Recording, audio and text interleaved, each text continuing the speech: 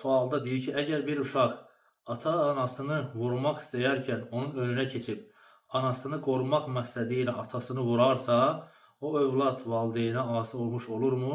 Sırf anasını qorumaq üçün edibsə, başqa heç bir səbəb olmayıbsa.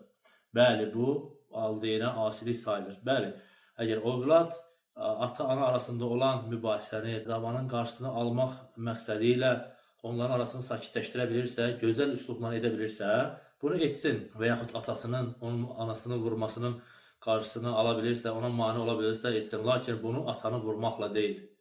Peyğəmbər sallallahu aleyhi ve sellem buyurur ki, ata cənnətin orta qapısıdır. Kim istəyir onu qazansın, kim də istəyir onu zay etsin. Rasulullah sallallahu aleyhi ve sellem atanı cənnətin orta qapısı adlandırır. Bəli, ananın haqqı atanın haqqından üstün olsa belə, yenə də atanın haqqı da o deməkdir ki, atanın insan üzərində haqqı yoxdur. Xeyr, atanın haqqı, ata-ananın haqqı, yəni digər insanların, hər kəsin haqqından, qohum, əqrəba və s. hər kəsin haqqından daha üstündür.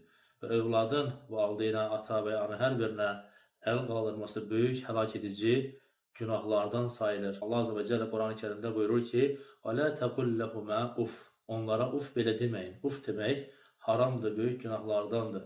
Əgər uf demək belədirsə, yəni ki, məsələn, valideyn insanı bir yerə buyurduqda gedir, yerinə yetirir, lakin uf deyərək gedirsə, bu böyük günah sayılırsa, getmirəm demək necədir, onun üzünə ağ olmaq necədir, ona əl qaldırmaq necədir.